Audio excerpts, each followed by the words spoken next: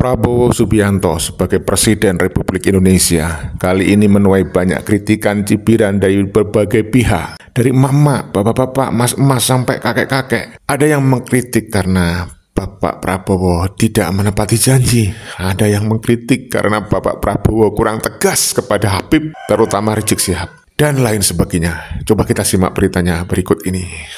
Adalah 10 bulan yang sangat penuh dengan karya, dengan kerja, dengan prestasi. Kau bilang selama 10 bulan prestasi yang dicapai selama Anda menjadi nakodanya udah meningkat. Apaan meningkat? Penderitaan rakyat yang semakin meningkat, cok. Penderitaan rakyat yang semakin meningkat, cok. Prestasi apa yang kamu capai selama 10 bulan? Ngaco kamu tuh pidatonya. Warga banyak yang berharap agar ada pemimpin yang punya karakter, yang punya ciri kepribadian seperti Bapak Joko Widodo. Bahkan ada yang meminta supaya Pak Jokowi bisa naik tahta lagi menjadi Presiden Republik Indonesia. Kembalikan Pak Jokowi untuk memimpin negara Republik Indonesia ini. Hanya beliau yang bisa membuat Indonesia ini bermartabat, dihargai di seluruh dunia. Gak usah seluruh dunia, negara tetangga Malaysia. Mereka takut dan segan kepada Indonesia. Kalau sekarang yang katanya macan Asia ternyata bapaknya meong, ya. Malaysia ikut lagi menguasai Indonesia. Ikut bersama-sama mengelola kekayaan Indonesia. Yang dimana Bapak Jokowi sudah sangat tegas mempertahankan. Jadi tolong kembalikan Bapak Joko Widodo untuk Indonesia. Emak itu bingung sama Pak Bowo, Presiden Republik Indonesia. Pak Prabowo itu kayak lagi main layangan. Tarik, ulur. Kadang-kadang pidatonya menggelegar, tiba-tiba layu.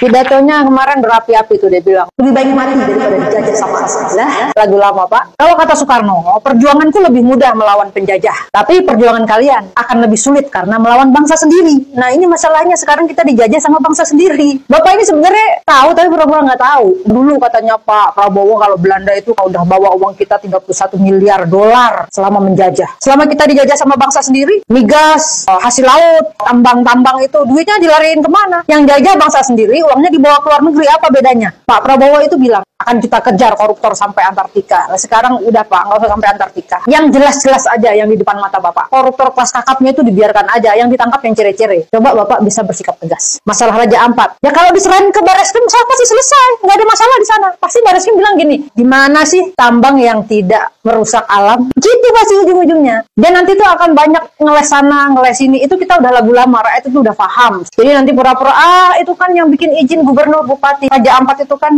surganya Indonesia.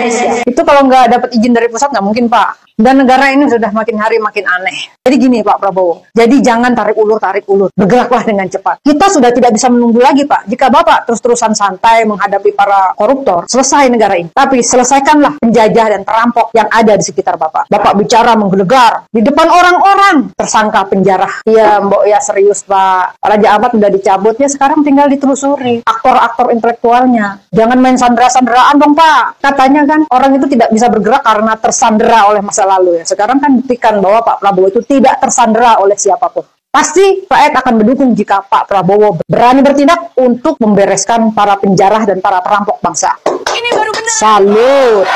Pak Prabowo berharap koruptor tobat. Ini ibarat Bapak ngarepin cewek minta maaf duluan. Katanya dulu mau Bapak kejar sampai Antartika.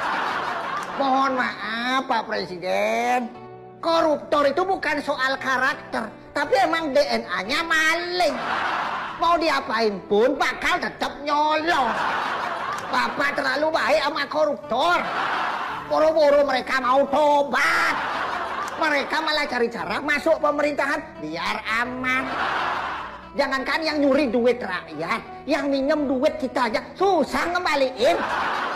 Udah disindir pakai story WA, tiap upload makan belanja udah di komen, weh cair nih, tetap juga nggak dikembaliin.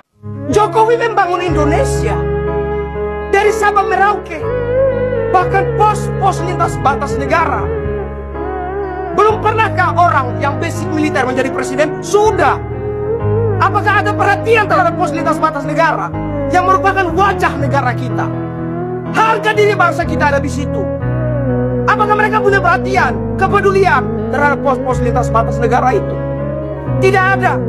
Jadi kalau bicara nasionalisme, bicara tentang hati yang betul-betul cinta NKRI, menjaga harkat martabat Jokowi, tidak ada yang lain. Si tukang kayu tidak seburuk yang kalian pikirkan selama ini. Dalam masa kepemimpinan si tukang kayu, bendera One Piece tidak pernah muncul ke permukaan. Blok Rokan, Chevron, Freeport, Indonesia menjadi pemilik yang seutuhnya. Masa pemerintahan sang tukang kayu juga, Blok Ambalat, tidak ada kompromi, tidak ada negosiasi. Itu adalah milik Indonesia. Simpel kita mengatakannya, tapi cuma beliau yang bisa melakukannya. Si tukang kayu yang tidak takut apabila diadu. Si tukang kayu yang selama ini kalian hina, ternyata belum ada tandingannya. Prabowo bilang 10 bulan kepemimpinannya Indonesia berjalan ke arah yang benar. Kalian percaya nggak? Dan dia juga bilang dia tidak rela rakyat Indonesia terus dimiskinkan. Aku nggak percaya juga dia ngomong kayak gitu. Karena kenyataannya pejabatnya sibuk cari celah untuk merampas harta rakyat. Segala macam mau dipajekin. Makanan asin lah mau dipajekin. Amplop kondangan lah mau dipajekin. Suara jangkrik pun mau dipajekin. Bilang nggak? Pejabatnya kasar semua kalau ngomong. Wajar kalau rakyatnya itu berani balik ngomong kasar. Setiap kebijakan yang tidak pro dengan pejabat, mereka akan bilang, keluar aja lo dari Indonesia kalau lo nggak suka tinggal di sini. Hei, emang kalian pikir Indonesia itu punya lo? Lo itu yang gaji siapa? Lo yang gaji rakyat. Jangan seenak jidatnya kalau ngomong. Rakyat protes, Indonesia gelap, nyari kerja susah. Kabur aja dulu ke luar negeri. Pejabatnya bilang, kabur aja lo, kalau perlu nggak usah balik lagi. Dan sekarang Julhas ngomong, rakyat itu sebaiknya tidak terus-terusan mengharapkan sedekah dari pemerintah. Lah, bantuan itu kalian sendiri yang bikin, kalian yang menciptakan bansos. Eranya siapa tuh? Gencar bagi-bagi bansos untuk pencitraan, biar kalian dianggap pemimpin yang baik hati. Sekarang ketika orang-orang itu udah bergantung pada kalian, kalian bilang jangan terus-terusan jadi pengemis, mental pengemis. Bansos itu juga ladang korupsi dan itu tidak tepat sasaran. Kalau kalian kebijakannya salah, rakyat disalahin. Kalau kalian susah, rakyat yang dipajekin. Kalian yang menghutang, rakyat yang disuruh bayar. Ngajarin rakyat untuk nggak terus-terusan mengharapkan sedekah dari pemerintah, tapi kalian sendiri menghambur-hamburkan uang rakyat, berpesta. Sekarang mau bayar bunga hutang 800 triliun, nggak punya duit. PPATK sibuk blokir rekening rakyat 120 juta rekening diblokir, dan kalau buka kembali harus bayar 100 ribu. 100 ribu kali 120 juta berapa? Hitung. Kalian kenapa nggak rampas aja aset koruptor? Terus uang-uang yang dirampas, uang-uang korupsi itu kemana? Kenapa nggak dipakai? Audit itu semua proyek-proyek gede, bantuan sosial dan lain-lain. BPS mereka membuat data statistik itu pakai uang triliunan. Audit tuh tarik uangnya buat bayar utang. Pejabat jangan terus-terusan hamburin uang rakyat. Enak banget kali makan 170 ribu makanan gratis. Emang lo pikir itu tepat sasaran dan semua nerima? Enggak. Kalau bener kalian mau niat ngasih makanan gratis, kasih makanan yang layak. Jangan sampah yang kalian kasih, makanan busuk yang kalian kasih. Kok kalau ngomong seenaknya aja? Emang rakyat nggak boleh marah, cuman kalian doang yang boleh ngomong kasar. Manusia juga ada batasnya. Jangan diinjak-injak terus oleh kalian. Cuma udah jelas bersalah aja lo nggak berani tangkap. Mana keberpihakan pada rakyat? Setan semua kalian. Demikian saudaraku video yang kita bisa bagikan, kita share untuk kalian. Semoga ada manfaat, ada hikmah, dan bisa memberikan edukasi, juga memberikan rekreasi. Salam persaudaraan untuk Indonesia Jaya, salam persatuan untuk kekuatan Indonesia. Salam NKRI harga mati, salam Bhinneka Tunggal Ika. Indonesia makmur, amin ya robbal alamin. Merdeka.